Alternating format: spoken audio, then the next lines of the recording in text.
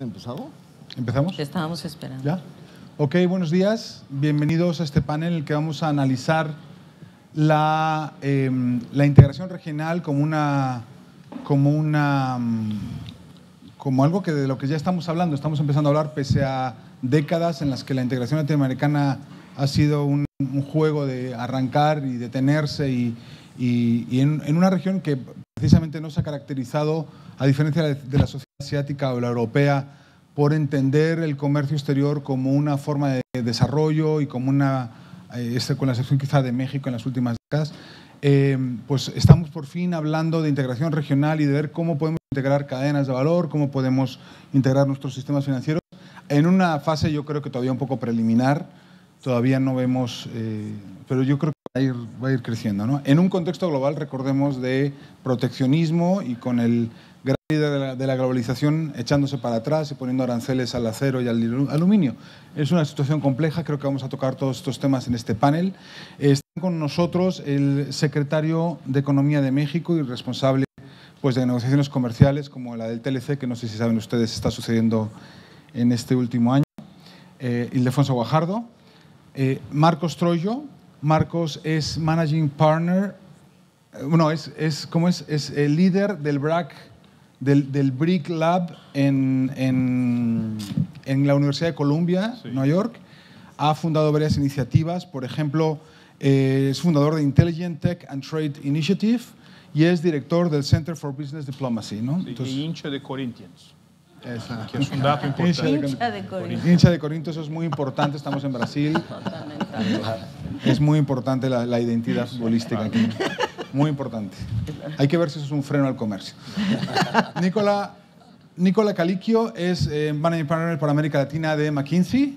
Él ha trabajado, anteriormente fue líder para Brasil y pues su último trabajo de sector estuvo muy enfocado en bienes de consumo y duraderos. Y sin duda conoce mucho sobre cadenas de valor en la región y sobre oportunidades para mejorarlas. Alejandro Ramírez es CEO de Cinépolis, la segunda cadena de cines del mundo. No solo eso, es el presidente del Consejo Mexicano de Negocios, que representa a las principales compañías mexicanas de capital mexicano. Y no solo eso, es un experto en economías de desarrollo, es economista, ha participado en labores de gobierno y en la OCDE activamente diseñando políticas de desarrollo. Entonces, un panelista necesario en este tipo de reuniones. Y Alicia Bárcena, secretaria general de CEPAL, la Comisión Económica para América Latina y el Caribe, quienes estuvieron en el panel anterior que tuvimos en esta sala, una experta en los aspectos de desarrollo y que ha tenido una agenda importantísima para el tema de inclusión, para el tema de crecimiento sostenible en América Latina y es una voz imprescindible en este debate del comercio y del crecimiento para la región.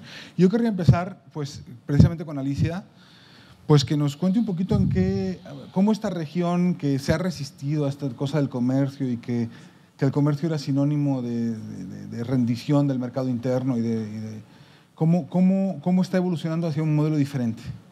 Bueno, en primer lugar hay que contextualizar el problema. Yo creo que hay un escalamiento del proteccionismo, sobre todo proveniente de uno de los grandes promotores del libre comercio, como fue Estados Unidos, hoy cambiando de signo hacia China, digamos, ahora resulta que China es el gran promotor del libre comercio y de la apertura, y creo que las negociaciones multilaterales tampoco han sido muy exitosas. La reciente OMC en Argentina nos mostró justamente algunos de estos problemas. Creo que hay buenas noticias en la región, quizás por como una reacción a esta situación incierta, turbulenta, esta subida de aranceles de Estados Unidos, una corrida hacia el proteccionismo. Y nosotros, por ejemplo, buenas noticias, la semana pasada, ahí estaba justamente el secretario Guajardo, en la firma del Comprehensive and Progressive Trans-Pacific Partnership, donde los 11 países del TPP, ya sin Estados Unidos, obviamente, inicialmente que eran 12, ahora los 11, deciden firmar este acuerdo, y muy importante, creo, señal para el mundo y para la región. En segundo lugar, yo veo una mayor apertura por parte de Mercosur, pero ya nos contarán nuestros colegas, para dialogar con la Unión Europea. Concretamente se está dando esta negociación, y creo que con avances, la verdad, y Brasil se prepara, y la Mercosur en general, para negociar con Canadá y con Corea, con la República de Corea. O sea, hay una nueva visión de negociación en el caso de Mercosur. La Alianza del Pacífico, que también creo que es una buena noticia para la región, se ha abierto a 4 países miembros asociados, que es Australia, Canadá, Nueva Zelanda y Singapur, y ya negociando, yo diría, o con una voluntad de lo que se ha llamado la emergencia de mayor diálogo entre Mercosur y la Alianza del Pacífico. Y luego yo diría los 5 países de Centroamérica, Costa Rica, El Salvador, Honduras, Nicaragua y Panamá, han firmado recientemente acuerdos muy concretos con la República de Corea. México y Chile, a su vez, negocian también con la Unión Europea, y China, creo que China está extendiendo su propuesta de la Franja y la Ruta hacia América Latina. En la reciente reunión de CELAC China se tomaron algunos acuerdos, ministerial fue la reunión, pero importante ver que hay un cambio de mirada de China hacia la región. No se ha concretado todavía, digamos, en términos comerciales o de inversión en ese cambio de mirada, excepto en un rubro que yo creo que es muy importante, que es el financiero. Cambio de mirada, que quiere decir dejar de comprar commodities y hacer inversiones productivas, sí. Comprar empresas. Exacto. Ya está comprando empresas. En Brasil, China ya está comprando empresas muy importantes, eléctricas, energéticas, en Perú también. Entonces ya empieza a haber un cambio en la estrategia de China. Pero déjame decirte, para concluir rápidamente, cuáles son los problemas que yo veo. Nuestra región ha decidido buscar aliados hacia afuera y menos integrarse hacia adentro, y eso lo demuestran las cifras. De las exportaciones de la región, del total de las exportaciones de la región, solo el 17% se comercian entre nosotros. La subregión más integrada es Centroamérica, que tiene más o menos un 32%, seguida del Mercosur, que entre sí también tiene una potencia muy importante, pero en general 17%, comparado con Europa, que es 65%, con Asia, que es más del 40%. Es decir, Europa y Asia decidieron integrarse mejor y con esa estrategia jugarse hacia el exterior. Nosotros somos fragmentados y nos enfrentamos al exterior en forma muy individual. ¿Cuáles son los problemas? Las ventajas de integrarnos es que se potencia más la manufactura, las pequeñas y medianas empresas y las cadenas de valor, lo que tú hablabas, la integración productiva más que el movimiento de bienes y servicios, cómo nos vamos hacia una integración más productiva de cadenas de valor. ¿Cuáles son los problemas? Que somos una región muy amplia, 20 millones de kilómetros cuadrados, con una geografía muy difícil, con una infraestructura pobre en relación al transporte y a la comunicación, y con, puntos de gravitación con Estados Unidos. Sin duda, y Delfonso nos contará un poco más, pero creo que Estados Unidos no solo está dirigida a México, más bien creo que su política hoy está más dirigida a China, ¿no? Usando a México obviamente porque es otro de los países superavitarios. Estados Unidos tiene 3 grandes economías o 4 grandes economías superavitarias respecto a la suya, es China, Alemania, Japón y México. Entonces, muchas de sus estrategias están dirigidas a cómo reducir el déficit que ellos tienen comercial, y eso está afectando al mundo entero, porque esta subida de aranceles de aluminio y acero, claro que México está exento por ahora, no sabemos cuánto tiempo, vamos a ver aquí que nos cuente el secretario, pero dijo que los iban a eximir un ratito, vamos a ver, interesante. Puede ser una estrategia de negociación, pero lo que yo sí creo es que América Latina sí tiene que mirar un poco más hacia diversificar sus socios comerciales hacia el interior de la región. Somos 600 millones de personas, es un mercado grande, y cómo lograr esta convergencia entre Mercosur, Alianza Pacífico, es una muy buena noticia que nos puede llevar hacia adelante. Hay oportunidades, aquí hay gente que puede hablar de ello. Yo creo que el mercado digital es una muy buena oportunidad para integrarnos y que no es tan contencioso como otros temas. Lo es, pero es el menos de todos. Paro ahí, querido. Los periodistas decimos mucho show, don't tell, y que nada como un caso para explicar, para mostrar qué es no tener integración. Y yo hablaba ahora con Alejandro Ramírez, que tiene una operación muy importante en Brasil, que tiene una operación, está trabajando también en Estados Unidos y también en México, está en India, o sea, es una empresa multinacional realmente. ¿Qué quiere decir integración y qué quiere decir no integración para una empresa? Gracias, Alberto. Bueno, creo que integración es básicamente poder importar de manera, digamos, fácil, sin aranceles, o sea, con poca regulación, y también integración habla también de movimiento, no solamente de bienes y servicios, sino también facilitar el movimiento de talento. También hay temas, obviamente, de propiedad intelectual y podría yo mencionar el caso nuestro. Nosotros estamos en 11 países de la región, en México, en Brasil, en Argentina, en los países de la Alianza del Pacífico, Chile, Colombia, Perú y México, y todo Centroamérica. Y básicamente hemos tenido la suerte de poder invertir exitosamente, pocas restricciones a la inversión extranjera. Realmente, en ese sentido, Latinoamérica está muy integrada. Sin embargo, en términos de intercambio de bienes y servicios, todavía estamos poco integrados. Realmente podemos invertir en todos los países, podemos importar con distinto nivel de facilidad. Hay países mucho más abiertos que otros. Brasil históricamente ha sido un país más cerrado, por ejemplo, más proteccionista que otros países, por ejemplo, los de la Alianza del Pacífico, pero hemos visto cómo también ha venido evolucionando y se ha venido gradualmente abriendo. Nosotros, por ejemplo, estamos viendo ahora, ante la amenaza de terminar el Tratado de Libre Comercio de América del Norte con Estados Unidos y Canadá, pues importamos una gran cantidad de bienes de Estados Unidos a México y también para toda la región, pero a México en particular. El maíz que utilizamos para las palomitas, por ejemplo, es americano, porque ese maíz no se produce en México, el maíz palomero, pero sí se produce en Argentina y en Brasil. Entonces, durante toda la vida lo hemos importado de Kansas y Missouri y Iowa, pero ahora que estaba esta amenaza, empezamos a importar maíz de Argentina para probar.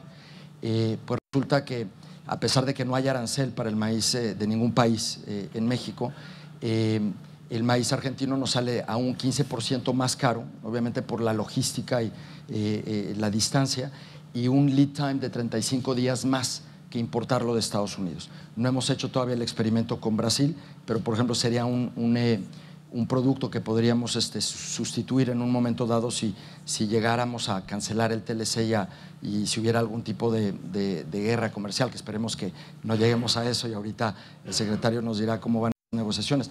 Pero creo que sí podemos hacer mucho para integrarnos más, por ejemplo, aquí en… Pero este costo del 15%, hay una parte que sin duda es la falta de infraestructura, de logística que tenemos en la región, la falta de… ¿no? Sin duda. Y también facilitación al comercio, es mucha red tape, mucha burocracia todavía en nuestros países. Todavía tenemos que avanzar en tema de facilitación al comercio. En Argentina y Brasil todavía hay bastante red tape para importar y exportar. En el caso, por ejemplo, de Brasil, hemos visto una evolución positiva. Cuando entramos a Brasil hace 10 años, para importar una butaca mexicana, teníamos que pagar un arancel del 20%. Ahorita ya es un arancel del 4%. Pero, por ejemplo, hay un caso que siempre recordamos en Cinépolis con algo vaya, es como tragicómico. Y decidimos importar queso para nachos a Brasil de Estados Unidos, y cuando llegó el contenedor aquí a la aduana, aquí en Río de Janeiro, nos lo detuvieron y dijeron que había cambiado nuestra licencia de importación. Ya no podíamos importar lácteos con esa licencia, que importábamos todo. Estuvo 6 meses el queso en la aduana hasta que se echó a perder. Nunca lo pudimos sacar, ¿no? Y bueno, es uno de esos casos que dices, bueno, no debe de ser, ¿sí? O sea, debemos de facilitar el comercio entre los países de la región y con el mundo, ¿no? Y creo que, a pesar de que ha habido una evolución positiva, hay mucho que podemos hacer, por ejemplo, para facilitar el movimiento de talento. Para yo traer mexicanos a Brasil, o llevar brasileños o argentinos o chilenos a México, hay una regulación. México, por ejemplo, es difícil conseguir visas de trabajo para latinoamericanos, para extranjeros en general, ¿no? Entonces, es muy costoso llevar un expat de otro país de Latinoamérica a México y viceversa también. Traer mexicanos acá a Brasil a trabajar es también largo, tedioso y caro, ¿no? Entonces, ese tipo de cosas, me imagino que también sucede a nivel de educación superior, que podremos facilitar la revalidación de estudios, más intercambios universitarios. Y finalmente comento, por ejemplo, en el tema de propiedad intelectual, las películas. Se ve muy poco cine sudamericano, sea argentino, chileno, colombiano, brasileño en México y viceversa. No se ve poco cine de México en Brasil o en Argentina o en Chile. Y sin embargo, lo que sí está sucediendo es que se compran las historias de las películas exitosas. Entonces, la película más exitosa en México, la de No se aceptan devoluciones, se está haciendo el remake en Brasil y se estrena en un par de semanas en todo Brasil, con actores brasileños y en portugués y adaptada a la historia. Una de las películas brasileñas más exitosas, Si Eu Fosse Você 2, Si yo fuera tú, una comedia, se está haciendo el remake en México, ¿no? Entonces, hay este intercambio, pero todavía no hay una cultura de ver cine o contenidos de otros países como sí sucede en el caso de la televisión. Exacto, o sea, y sí vemos cine estadounidense, cine europeo, pero no tanto cine latinoamericano, ¿no? En las dos regiones. Muy interesante. Nicola, tú eres experto también desde el lado del punto de vista de las empresas. McKinsey tiene un estudio muy interesante del año pasado sobre cómo hacer que Latinoamérica crezca más, y el comercio, curiosamente, no está entre los puntos. ¿Cuál es tu visión de este tema de la integración comercial? Sure. So first of all, let me speak in English because I'll avoid myself from being En primer lugar, voy a hablar en inglés porque será imposible tratar de... Llegamos al acuerdo que estamos en Latinoamérica y cada cual habla el idioma que prefiere. So, apologies. Les pido disculpas por eso y voy a utilizar a mis...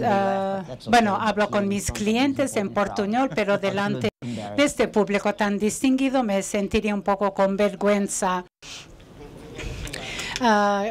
Creo que la señora Ibarra ha mencionado puntos muy importantes. La infraestructura en América Latina es muy limitada. Un cliente me mencionó que logran importar coches de cualquier país de habla española menos del Brasil, aún de otros países. Un cliente me mencionó que es más fácil traer acero de China a Cali que traerlo de Bogotá. Es más barato traer acero de China a Cali que traerlo de Bogotá, que es algo totalmente desquiciado y representa una enorme barrera. Hay montañas y barreras entre Brasil y otros países. La falta de integración se debe más a la actitud, a nuestra propia actitud, la actitud de la sociedad, de nuestros líderes, y quisiera culpar especialmente a nosotros, los brasileños. Como brasileños somos una sociedad muy cerrada, desgraciadamente. Digo desgraciadamente porque la apertura a otras sociedades es lo que impulsa el progreso. La historia nos ha mostrado que desde la Edad Media, China es un país muy próspero. ¿Qué hicieron? Se asustaron, construyeron un muro, pasaron por 400 años de declinio gradual. Portugal y España, pequeños países sin recursos, pasaron por una expansión, conquistaron al mundo y se convirtieron en grandes poderes. Y la historia repite esto. El Valle de Silicon tiene más de 50%. Puedo decir que el principal problema de Venezuela es que han cerrado el país. Bueno, no es lo que han hecho, pero cerrar el país es uno de los grandes problemas. La apertura es de suma importancia para la prosperidad. Y Brasil tiene esa mentalidad de ser un país muy cerrado. Ya hace varias décadas el petróleo es nuestro. Odiamos todo lo que venga del extranjero y nos asusta tener que competir con otros países de América Latina. Bueno, con muchísimo respeto, debido al tamaño del Brasil, esto no debería asustarnos. Deberíamos estar ansiosos de poder integrarnos. Lo que sucede es que México se ha integrado con Estados Unidos, Chile, uno de mis países preferidos, se ha abierto al mundo y otros países están un poco aislados. Hay que conectar Brasil con Venezuela, Cuba, o sea, con todo respeto, pero con estos países, pero no son líderes globales. Nosotros pensamos que Brasil debería tener otro tipo de posición. Yo creo que el problema es la mentalidad. Después de decir esto, y debido a que la infraestructura es un gran problema y va a continuar siendo, puesto que la tasa de inversión es muy baja, o sea que continuará así, es difícil invertir en este país. Hay dos áreas que podríamos mejorar en cuanto a integración. Es muy fácil. Uno son información y la otra es talento. Yo voy a la universidad brasileña y pregunto, ¿cuántos profesores hay que son internacionales? Ninguno. Muy pocos, muy pocos. El problema de las visas. No hay razón. ¿Por qué no deberíamos cambiar eso inmediatamente? No es la idea de competir por el talento, ni ideas, sino es que es importar personas. Porque estás adicionando a tu PIB, porque estas personas traen capital intelectual que va a producir en el país. O sea, debería estar ansiosos de abrir el país e importar tanto talento como se pueda. O sea, ese es el beneficio de todos los países, abrirse y recibir talentos. Yo estoy siempre hablando de esto con los reguladores. No puedo entender por qué estas regulaciones son tan difíciles de cambiar. Lo siento mucho, yo no trabajo en el sector público y le doy mucho valor a los funcionarios públicos porque yo sé que es muy difícil, pero hay que tener... Y la otra parte son las informaciones que no necesitan trenes ni puertos para poder intercambiar. Cuando existen estas plataformas que se han creado, el comercio era un negocio de las multinacionales en los países en desarrollados. Ahora con Alibaba y las plataformas y las Amazons del mundo, hay miles y millones de pequeñas compañías que han podido integrarse, inserirse. Y nosotros podemos intercambiar datos, informaciones a través de los países para integrarnos. Bueno, paro aquí. Marcos, también parte del problema de estar tan cerca y la falta de apertura significa que muchos de los economistas compiten en varios sectores. Entonces, la integración exigiría una reestructuración de nuestras economías. ¿Cómo ves esa parte a corto plazo, digamos? Brasil y México, ¿de qué forma son complementarios? Porque el comercio internacional se basa en la teoría de la especialización, complementación. El tema de la complementariedad es extremadamente importante para tratar de imaginar cómo será el futuro de la integración en América Latina. Pero hay que reconocer que hasta muy recientemente, cuando se hablaba de América Latina, habían dos tipos de estructuras de integración. Eran, por un lado, tenías países como México y Perú, Colombia y Chile, que se organizaban en las líneas del Pacífico con estructuras reformas de estructuras, se abrieron más al mundo y algunos de estos países bajo el paraguas de lo que se llama las alianzas del Pacífico, más abiertos y más conectados a la universalización. Después había otro bloque donde estaban Brasil, Argentina, Venezuela, quizás Uruguay, Ecuador, y ellos vivían bajo lo que yo llamo la industrialización de sustitución de la importación, un desarrollismo muy nacional con un fuerte papel del Estado. Y estos dos modelos que yo mencioné fueron válidos hasta poco, pero fueron implotados por el modelo de sustitución de importaciones. Fue implotado por el hecho que los ingresos que vienen de los commodities sufrían mucho debido a los precios en declinio, y también el sistema político que estaba por detrás, que también sufrió una implosión, como ustedes saben que fue lo que ocurrió en Brasil y que ha tenido un impacto en otros países donde Brasil tenía una presencia importante, y también los países de la Alianza del Pacífico, debido a la globalización, debido a Brexit y sobre todo a la elección de Donald Trump en Estados Unidos y Estados Unidos alejándose de TPP. O sea, todos han han perdido sus referencias. Vamos a separar por lo menos dos niveles hablando del comercio. Yo no, especialmente por las razones que usted ha mencionado, complementarity. Ya hace 7 años, Alicia, que se publicó un texto maravilloso sobre el tema de las características del desarrollo latinoamericano. Desgraciadamente, todavía producimos bienes de bajo valor agregado. Somos muy fuertes en commodities, pero no hemos cambiado de forma importante el crecimiento dentro de la economía global. ¿Cuáles son las complementariedades? Están muy limitadas si se compara, por ejemplo, con sudeste asiático o la ecuación europea y Latinoamérica. Yo no veo muchas oportunidades aquí. Yo veo oportunidades, uno, en el tema de la infraestructura que Nicolás estaba mencionando.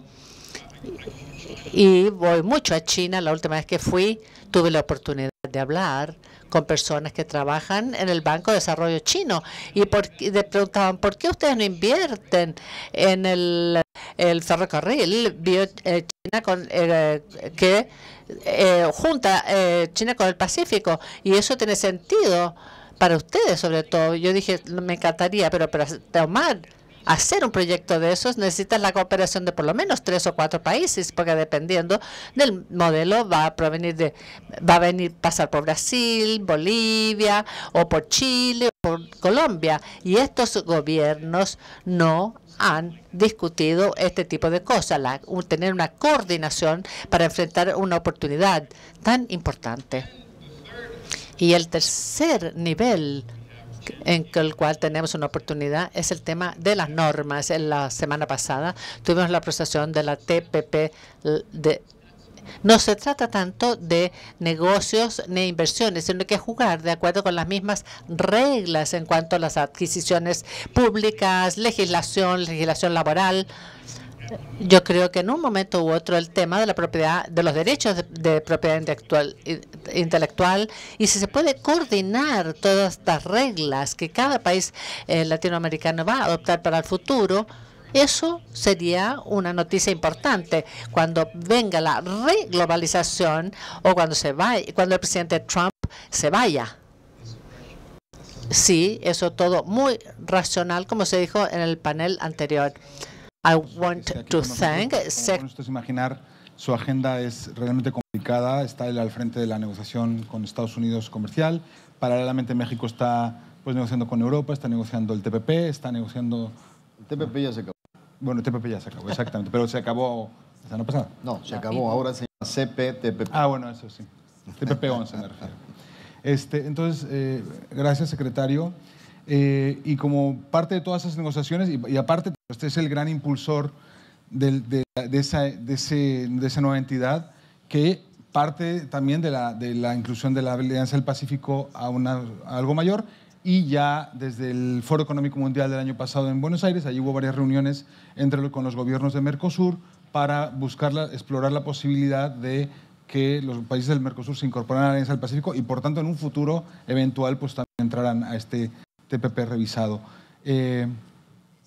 No sé por dónde empezar, porque pues es tanta información que trae el secretario que… Primero empezaría por decir que no nos podemos confundir.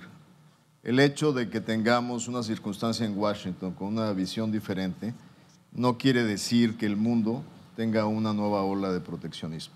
Tenemos que lograr identificar claramente lo que está pasando en el contexto global. Por una parte tenemos una Europa que terminó un tratado con Canadá que ya está en operación desde septiembre del 17, una nueva acuerdo entre Mercosur y Europa, México modernizando el acuerdo del año 2000 con los europeos, la nueva definición que se tiene claramente en el CPTPP, que es prácticamente un TPP sin Estados Unidos, con 22 disciplinas congeladas que fundamentalmente formaban parte del interés estadounidense. Pero en sí, si lo analizamos, este nuevo anuncio, por ejemplo, de Mercosur con Canadá, realmente hay una respuesta global para mandar señales claras que debemos seguir en el compromiso de la globalización y de la expansión del libre comercio. Si bien hemos tenido alertas desde el punto de vista de una falla en las políticas públicas, con lo que demostró Brexit y lo que de alguna manera está demostrando la elección en Washington, tenemos que ser muy concretos. No nos podemos equivocar pensando que la política comercial es un sustituto de las políticas públicas. La apertura es una precondición para el crecimiento, pero no es el instrumento suficiente para procurar inclusión y desarrollo. Y es ahí donde nos estamos equivocando. O sea, ¿qué pasó en Estados Unidos durante 22 años de vigencia del TLC de América del Norte? Que nadie se preocupó de los desplazamientos por la modernización tecnológica y por la misma apertura. Había que haber pensado en el reacomodo de sectores estratégicos desplazados.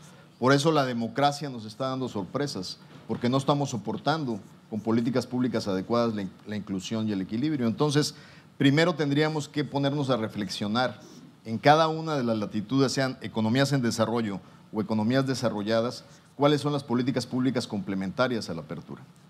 Sí, la calidad de los tratados ha mejorado a través del tiempo y hay que estar muy claros. Un tratado no es solo acceso a mercado, como bien lo dijiste, Marco, son disciplinas.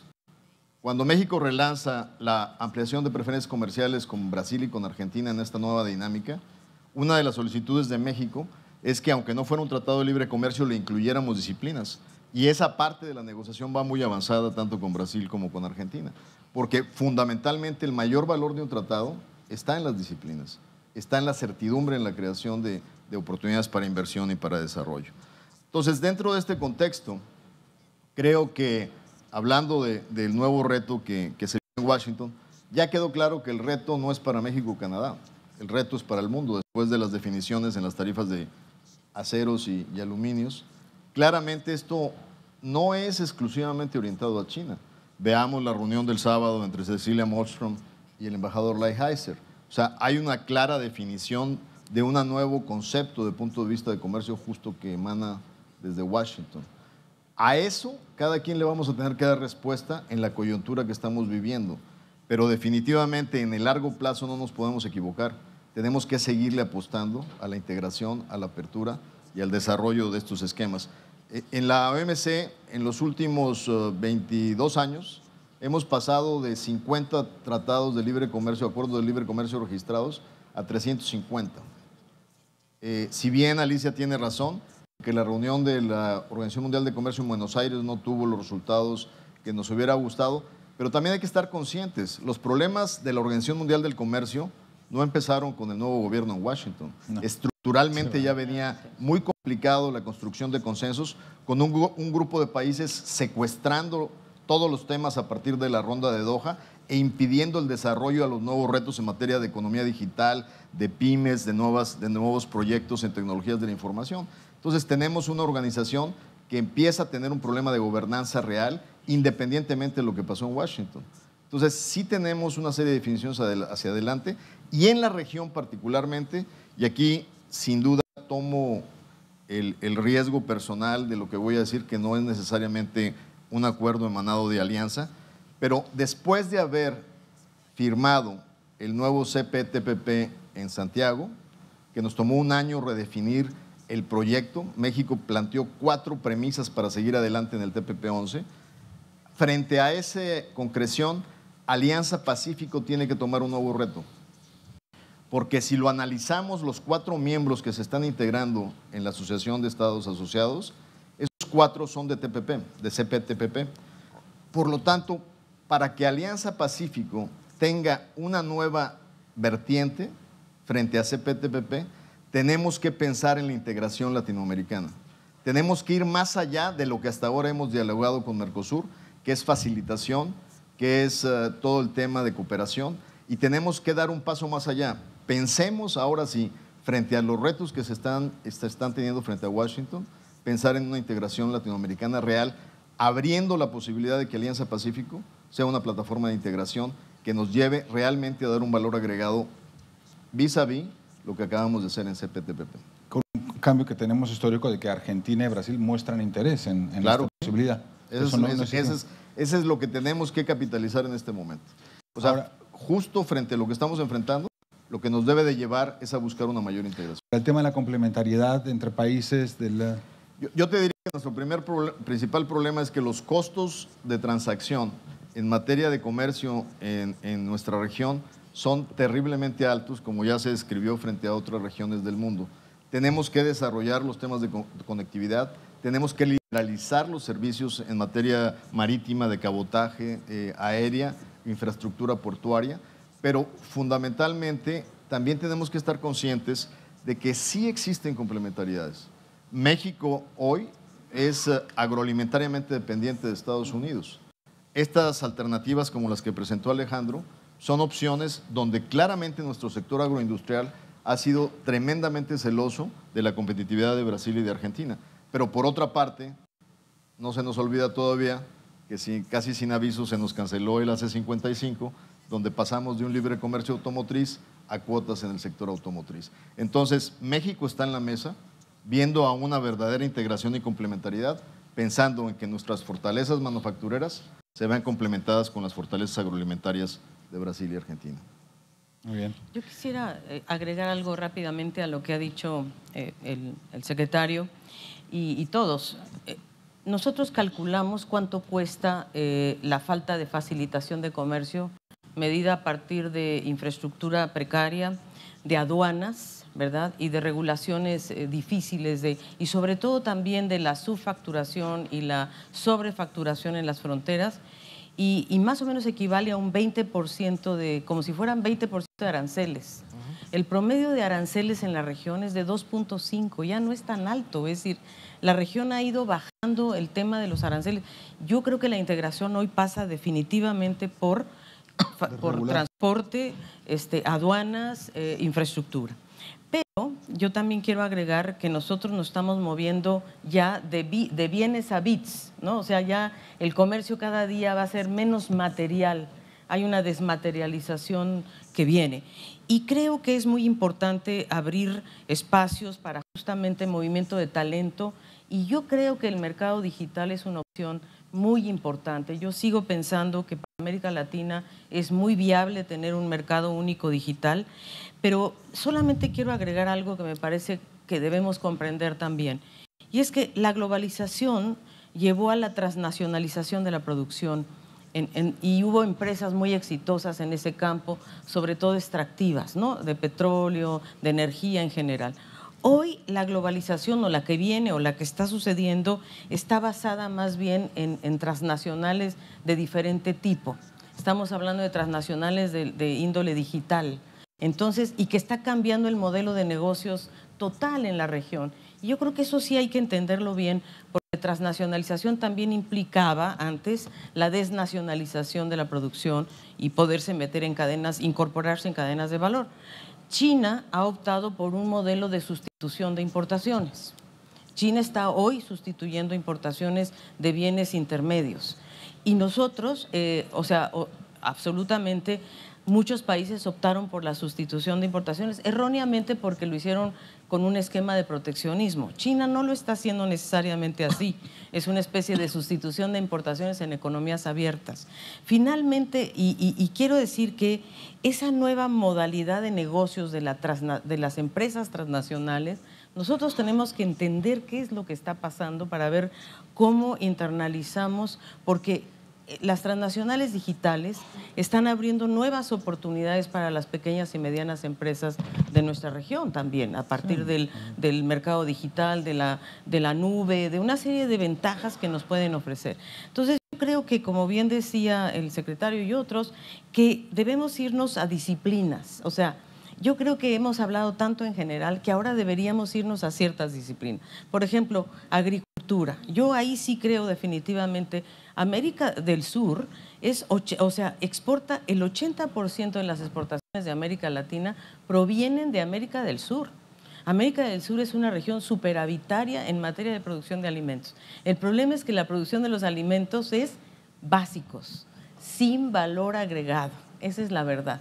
Soybeans, o sea, seguimos en las mismas necias de siempre de solo materia prima y, claro, suben los aranceles en Europa, a pesar de que son muy abiertos, pero no suben los aranceles cuando son productos con valor agregado. Entonces, and exporting water. Exacto. Right? Because in the grain, Y la exportación de agua en granos, 80% es agua. Entonces, creo que es muy importante que sí veamos las complementariedades, pero también las capacidades de agregarle valor a lo que estamos haciendo. Yo voy a poner un ejemplo en la Alianza del Pacífico. Los 4 países de la Alianza del Pacífico exportan el 85% del aguacate, avocado, palta. Si le ponen marca Alianza Pacífico, si se integran en este mercado, hay dificultades, yo lo entiendo, pero yo insisto, te lo he planteado 1000 veces, yo siento que se puede lograr algo, es decir, incluso Europa estaría dispuesto a comprar esa marca y creo que eso podría ser un avance, pero tenemos que irnos a una etapa superior de cómo creamos comercializadoras conjuntas, cómo creamos empresas latinoamericanas que le den valor agregado, que comercialicen, que se metan a la facilitación del comercio y no dejemos a los empresarios actuar individualmente. Alberto, Pues, we talk a lot about integration. Hablamos muchísimo de la integración, hablamos de la importancia de los acuerdos comerciales. Sin embargo, el milagro más importante que ha visto la humanidad ha sido ese aumento brutal de China en los últimos años. Todo esto se hizo sin ningún acuerdo internacional y sin integración regional con los vecinos de China. ¿Por qué sucedió? Porque China tenía una estrategia correcta. Recibió el estatus de nación preferida en Estados Unidos, en Europa, y se organizó domésticamente para enfrentar estas nuevas oportunidades. Hoy en día, y no quiero subestimar la importancia de los acuerdos internacionales y la integración regional. La pregunta es si todos los países tienen una estrategia. No creo que la tengamos. Y tener una estrategia es tan importante como esos otros 2 elementos que permiten la prosperidad. Podríamos mencionar Corea del Sur. Alicia muy adecuadamente se refirió a la sustitución de importaciones. Y lo mismo sucedió con Corea del Sur. Dosman escribió una biografía de Raúl Prebisch que se publicó hace algunos años y dijo que si Prebisch podría resucitar, preguntaría si en algún país sus ideas están floreciendo. Sí, en Corea del Sur. La sustitución de importaciones en Sur Corea para promover las exportaciones. Si me permite tan solo un punto, hablamos mucho de los Estados Unidos. Olvidemos Estados Unidos, es el pasado, el futuro es Asia. Si un marciano, bueno, no lo sé, pero si alguien de Júpiter pudiera aterrizar aquí y si le preguntáramos qué es la Tierra, diría Asia y algunos puntos adicionales que son irrelevantes. Y el riesgo que tenemos es de tornarnos irrelevante con el centro de gravedad pasando a Asia. China ya es el principal inversor del Brasil, ya no es Estados Unidos. Compran todo y no es tan solo la energía. De alguna forma son proteccionistas, pero para recalcar lo que dijo Marco, como latinoamericanos somos fantásticos en la improvisación, pésimos en la planificación. Es parte de nuestra cultura. Si vemos los Juegos Olímpicos, un mes antes no sabíamos lo que iba a suceder, pero fue un gran éxito. Somos muy buenos en la improvisación, pero tenemos que hacer un poco de planificación. En términos del comentario de que los países tienen que tener un plan, me refería a eso, que no podemos depender tan solo de políticas de comercio abierto.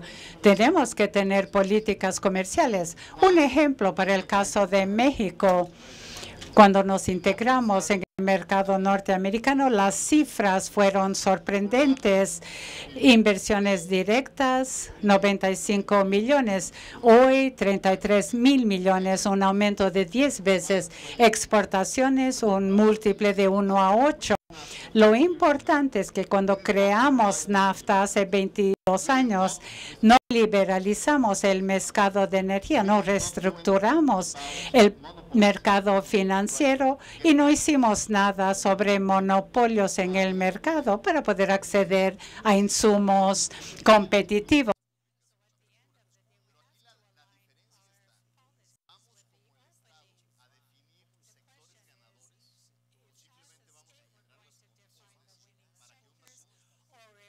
competitivo dirija el curso del desarrollo.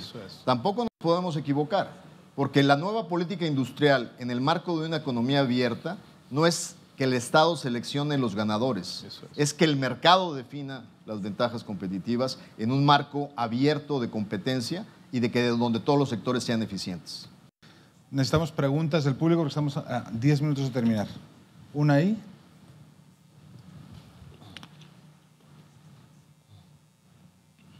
Una pregunta para Guajardo y Ramírez. Preséntese y una pregunta muy concisa, por favor. José Augusto Fernández, Confederación Nacional de la Industria de Brasil. ¿Por qué estamos a un acuerdo entre Brasil y México, la perspectiva de México? Porque para nosotros es un alvo, mas sentimos una reacción. Trataré de ser bastante transparente. Tenemos dos retos. El primero es que necesitamos realmente abrir nuestras ventajas. Para que México tenga realmente una apertura en el sector agroindustrial, necesitamos una correspondencia en el sector manufacturero y el sector automotriz. Pero ahora tenemos un tema que tenemos que resolver, y es que después de lo que pasó con el AC-55, el sector empresarial mexicano ha sido muy resistente debido a que sienten de que los compromisos en el pasado no se cumplieron.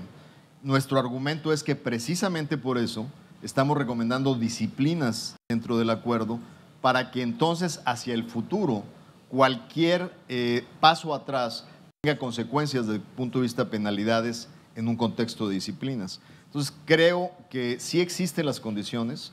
Para mí es fundamental seguir avanzando en esta negociación porque fortalece mi mano en la negociación de América del Norte. O sea, uno de los grandes sectores que está apoyando una buena renegociación del NAFTA es el sector agrícola norteamericano, porque saben que nuestra fuente alternativa de sustitución, resolviendo los problemas de infraestructura, claramente es la capacidad agroindustrial de Brasil y de Argentina. Entonces, como representante del gobierno, yo estoy empujando esta negociación. Confieso de que no es fácil dentro de la animosidad del sector privado por experiencias pasadas, pero creo que la propuesta de la inclusión de disciplinas nos puede ayudar a seguir avanzando. Alejandro, tú encabezas el sector privado mexicano. ¿Cuál es el obstáculo para la integración con Brasil? Bueno, yo creo que el secretario lo ha resumido de manera muy clara. El tema del acuerdo automotriz con Brasil generó un mal sabor de boca en el sector privado mexicano de que de repente se desconocieron el tratado e impusieron una cuota para importación de autos mexicanos. Entonces todo el sector automotriz mexicano pues es escéptico de continuar con esta negociación pensando que el presidente no fue muy positivo, pero como dice el secretario, si metemos disciplinas al acuerdo, yo creo que nos beneficiaríamos muchísimo los dos países de tener un acuerdo mucho más amplio, mucho más grande, que nos podemos beneficiar nosotros de la capacidad agroindustrial o agroalimentaria de Brasil y Brasil también de importaciones manufactureras más baratas de México. Bien. Más preguntas. Ahí al fondo. Noé Gutiérrez, de México. Mi pregunta es sobre el talento. A medida que la economía se digitaliza más y la información se convierte en algo importante de compartir entre los países, ¿no? ¿Qué tanta posibilidad hay de que pueda el talento moverse dentro de Latinoamérica? Mover mexicanos a Brasil, brasileños a México. Es lo que me has dicho, que hay un obstáculo. Lamentablemente no hay representantes del gobierno brasileño. ¿Hay alguien del gobierno brasileño aquí? De Brasil, que pueda responder esto o que tenga experiencia y conocimiento de la situación. Quero acrescentar a essa pergunta aqui. Eu quero perguntar para o Marcos. Eu sou Paulo Sotero, do Wilson Center Brazil Institute en Washington. Soy representante del Brasil Institute, pero yo pertenezco aquí a Brasil. Voy a hablar en portugués exactamente por ese motivo. Pues la cuestión de los talentos. Nosotros sabemos en Brasil de algunas experiencias absolutamente bien exitosas en este país se dieron en el marco de apertura y de cooperación, apertura y científica. Petrobras es lo que es por causa de años de cooperación entre ingenieros brasileños, americanos y otros lugares. La agricultura brasileña es lo que es por causa de 60 años de cooperación entre las universidades, sobre todo las de San Pablo, con las universidades de Francia y Estados Unidos.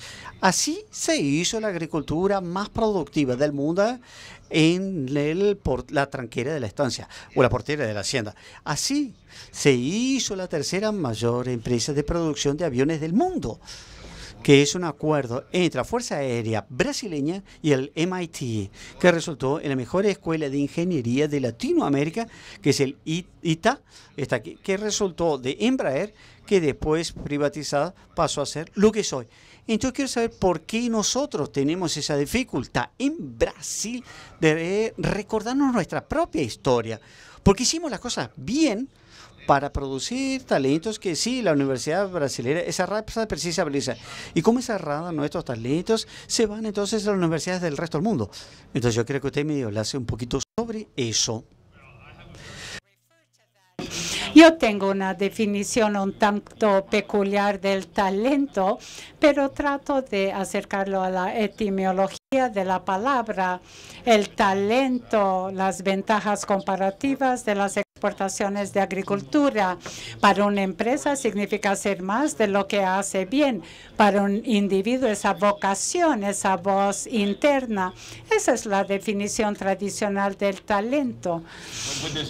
Con este nuevo contexto de la cuarta revolución industrial, ya hablamos de la ingeniería reversa, pero también tenemos que hablar del talento reverso. Ustedes son excelentes en la agricultura. Tienen que ser fabricantes de aviones grandes. La compañía se encuentra en Madison, pero también tiene que asociarse al sector de tecnología. Si uno es ingeniero, tiene que entender algo sobre la poesía. El caso que usted mencionó de Embraer del Brasil, esa es una muestra para nosotros agregar un nuevo atributo a lo que ya hacen muy bien. Y creo que la cuarta revolución industrial se va a tratar de eso. Tenemos que librar recursos para que se asignen en otras áreas donde son necesarias.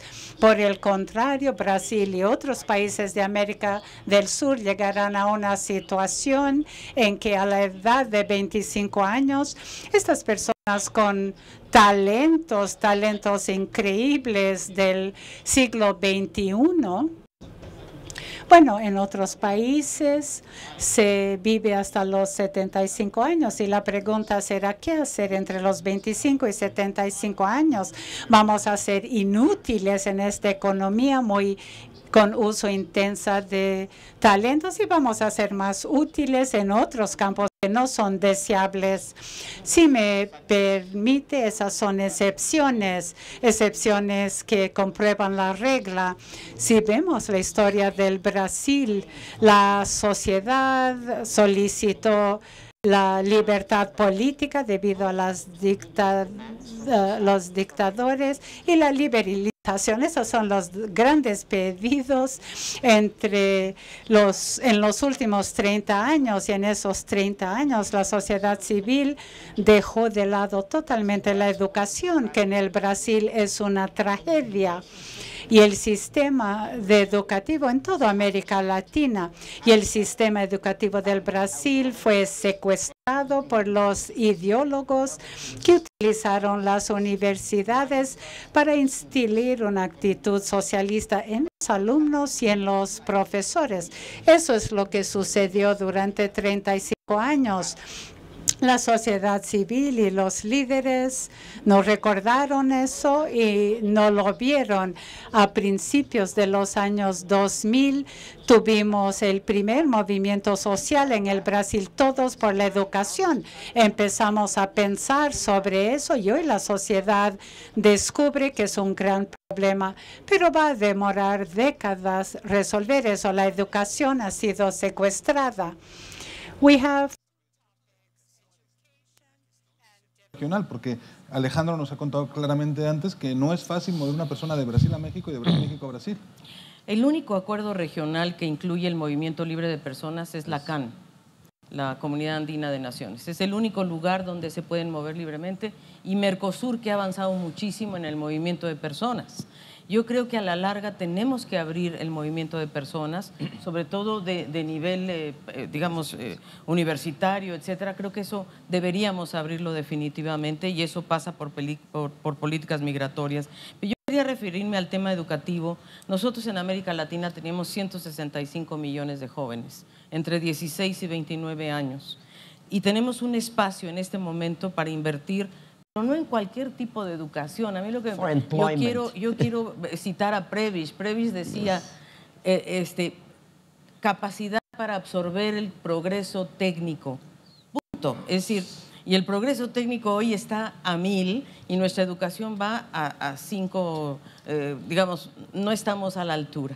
Brasil yo creo que tiene una capacidad técnica mucho mayor que el resto de América Latina, porque tiene instituciones de investigación, tiene universidades muy potentes. México también, o sea, en nuestra región hay eso. El tema es por qué no pasamos de esa capacidad técnica científica que sí tenemos a la práctica, y ahí yo creo que nos está faltando un diálogo con el sector privado para saber qué tipo de talento necesita el sector privado para que las instancias educativas puedan reorientar sus programas hacia esa dirección. Y yo creo que hay que avanzar no solo en educación superior, en educación técnica. Hoy tenemos una grave problemática de readaptación de los trabajadores actuales. Bueno, ya se nos fue el tiempo. No sé si alguien tiene un comentario último. ¿No? Bueno, pues hemos hablado de que la integración regional es una necesidad, que hay obstáculos como la infraestructura, la educación, movimiento de talento, la burocracia en aduanas y demás, pero hay muchas oportunidades. Pero yo solo te diría, es histórico que las condiciones se conjuguen en el tiempo como se están haciendo hoy. Frente al reto de una nueva visión desde Washington, la alternativa para América Latina es repensar de una manera efectiva la integración y de una manera realista para hacerla de inmediato. Y desde la plataforma ya existente de la Alianza del Pacífico, que es la que... Con el diálogo ya abierto con Mercosur para poder ver una integración mucho más profunda de lo que hoy tenemos. Y que posteriormente implicaría incluso una integración al CPTPP. Comprehensive. Sí, eventualmente, ¿no? O una ampliación de todo el contexto de lo que es la plataforma misma de alianza con Mercosur. Muy bien. Muchísimas gracias. Gracias. Esperemos, Gracias. pues estamos pendientes de estas noticias.